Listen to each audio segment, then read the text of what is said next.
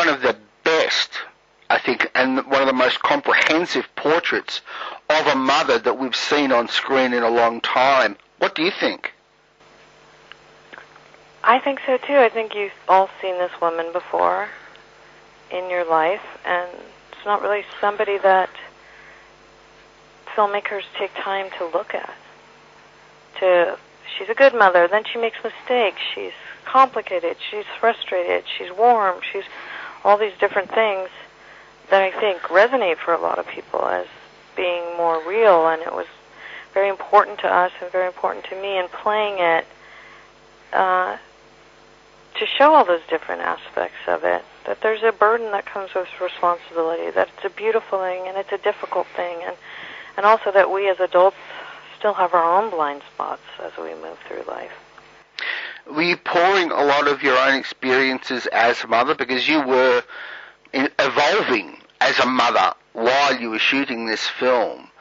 Were you fictionalizing a lot of your own experience? Well, everything in this movie is based on someone's experience. It might be my mom's experience, or Rick's mom's experience, or Ethan's mom's experience, or the producer's experience, or me as a mom. Or there was a lot of crossovers. There was also very weird crossovers that came before the material. I mean, Rick's mom and my mom both went back to school. Both became teachers. Both were in the therapeutic sciences. Ethan's dad and Rick's dad both went in the insurance business. Both had second marriages that were happy. So there was weird crossovers that we all had. I mean, through the course of watching the movie, I was remembering, oh, that's when I got divorced. Oh, that's when Ethan got divorced. Oh, right, Ethan got remarried then. Rick had the twins. I had my daughter. I sent my son to school. During the course of this movie, our own lives all shifted so many times. One of the hardest truths that I think the film nails, like no other film has nailed before, is through your character, however hard you try to make the best decisions, there is no guarantee that they're going to work out, or that they're not going to turn bad or go wrong. Yeah, that's right. I mean, I think also with partners, everybody wants to be loved, but nobody really leads with the worst aspect of their personality. People who have some dark secret that they're battling with, some darker aspect of their nature, they usually hide it because they know it's not something most people want to invite into their lives. So it's very covert, that part of people often. There's also that constant juggling and plate spinning that mothers are always involved with. They're at the center of this family, and they're the ones who have to keep track of pretty much everything. Yeah, there is that part of it, and I definitely think even though my parents were married my whole life, my mom took on a lot of the burden of that while trying to grow as a person and while trying to go back to school and trying to do all these different things at once and feeling like she was failing at all of them at certain moments, but that she really loved being a mom. But it was all, real and complicated, and it was important to us to show that. What do you think of the portrayal of the father figure in this film? He seems to get a relatively easy time of it. Well, I think it was really interesting watching this movie because we didn't have a full script to begin with. Rick would tell me one year, oh, Ethan's character is taking the kids camping. But my character wouldn't know the quality of their relationship until I saw the movie. So even though I think my character had a lot of resentments against his character for not financially supporting them as much as he could have and not taking the kids half the time and helping her in that way, he also brought something beautiful to them about who are you? What are you thinking about the world? Who are you as people? And he kind of nurtured that part, and I could see the value in that. And my character could see, once she was a fly on the wall, the value of what he was contributing. Having said that, Samantha's character that's a little more the realist. At one point, Ethan says to him, "Come on, Sam, remember all the fun we had? We went to camping trips." And she says, "Not really." And, you know, at some point, your kids know it's not enough. I am describing the father character as a deadbeat dad, except for the fact that he loves his kids and still loves his ex-wife. Yeah, I think he has you know, basically, he's a little immature when he becomes dad. They're young parents. And he's kind of bisected between wanting to be free and wanting to be a good dad. Loving his kids and feeling like there's this other life he should have been living. And people are complicated. He has great qualities, he has hard qualities. She has great qualities, she has hard qualities. As much as we'd like to be the perfect parent, I don't know that any of us really are. I understand that you instinctively said yes when Richard Linklater approached you with this project. Was it the appeal of not having to work inside a tight structure that you're used to? The whole thing was appealing to me, to work with him, to work with Ethan, this idea of watching these kids grow up, watching Ethan and I get older. The fact that he could even get financing for a movie for 13 years was mind-boggling to me. That we would work collaboratively in this kind of way of finding these people and these subtle changes that went, you know, that happened between them. It always just felt right to me, and it always was a beautiful experience making it.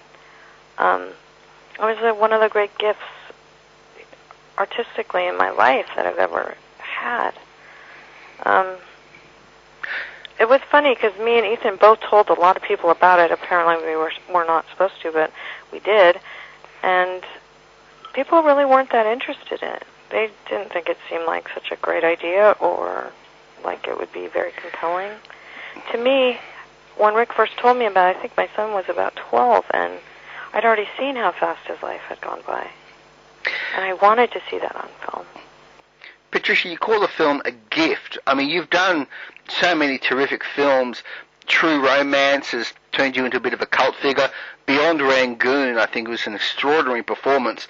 And, of course, you did, 7 seasons of Medium, which is a wonderful, innovative TV series.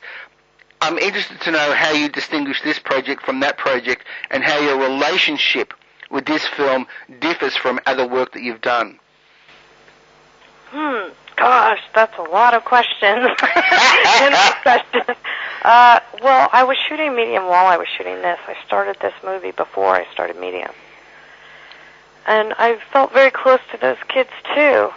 I mean, it was kind of weird because I'd leave my own family, my own son, and then my daughter when I had her, and I would go do Medium with these other kids that felt sort of like surrogate kids in a different way, and then I would leave them to this third family. I felt like a lunatic businessman having multiple families everywhere. Look, it's always a privilege to watch kids grow up and to be a part of them growing up and to talk to them about who they are and how they see the world and about acting. But your relationship with the film in particular, I mean, as opposed to something like Beyond Rangoon where you have a script and it's done and you have a certain amount of time to do it, with this being open-ended and finally coming to finish it and release it to the world. Yeah, it's horrifying. I mean, it's so intimate, this movie. It's so hard to give it to the world, so hard to acknowledge that it's over, because it was really so much more about the process than the finished product. And it was so intimate, and I wasn't sure that people would understand the subtle intimacy of this movie. But people have really embraced it. And Ellar was saying, and Rick were saying, we made this movie with a lot of love. And we've been met with an equal amount of love. The film has received great reviews, and it deserves these reviews, but there's also been commentary about the film in a way being overpraised because too much emphasis has been on the process and not enough on the virtues of the film. What do you think about that? Well, clearly I disagree with that. I think the way that Rick wanted to tell the story was so brave. Most people would tell the most dramatic telling of this story. Most people would make demarcations year after year, let you know, go to the darkest areas, go to the most obvious areas, the first time you get drunk, the first time you make love, the first time all of these things happen. And those are the safest choices. And if you're going to read a book about how to write a movie, you're going to follow that structure. The fact that Rick chose not to consciously do all of those things that are by rote, the obvious dramatic storytelling way, to me is so brave. And also to cast a boy and have your lead as an observer, not the most obvious kid in class, not the slickest kid in class, not the best hustler, the baddest boy, any of those things, but to be a sensitive observer is very rare. So to me, all of these things together. Also, if you look at this character of this mother, it's so complicated. You never see characters like that. Never, ever do you see real complicated people or spend much time with a regular woman, regular people. So I disagree on all accounts. It's certainly, there's a lot of dramatic oxygen in the film to allow scenes to breathe and to go on a little bit. People do talk for a long time when they're inside a car or they're over a dinner table. These are the things that are the little fabric that weave your life together, and the things that you remember more than those obvious moments. You know, in a weird way, when people get married and they're at the altar and everyone's lined up and there's all this tradition, in a way they're like an extra in their own life. It's a community experience in a weird way, a non-specific experience, as personal as it is. It's those little things that only those three people in that car say to each other that are really specifically, finitely yours. I have to ask you about working with Glenn Gordon Caron, who is one of the unsung geniuses of American television. He made Moonlighting, of course, and Medium was such a wily, creative show. What was he like working with both creatively and as a showrunner? Well, there would be times where I wouldn't know what the ending of an episode would be, and we'd be in the middle of shooting it. I wouldn't know who the bad guy was, who the good guy was. I mean, he's so incredibly talented, and part of what I loved about his take on that specific show was he was really interested in the family dynamic, in this scientific husband and this psychic wife, and also family, and the way family works together and how a happy family works together. And how these people are very different, but how they also are very similar in their ethics and their values and the way that they raise their kids. And how have you dealt with the cult status figure that you've become via True Romance? Even though, as I say, films like Beyond Rangoon, I think, feature much greater performances, True Romance just keeps getting quoted and quoted. I don't know. It's been so much a part of my life for most of my life now. It's usually just nice. People are very connected to that movie in particular and have a real fondness for it, and I'm grateful for that. That was another beautiful experience in my life. I don't know, I've been very lucky.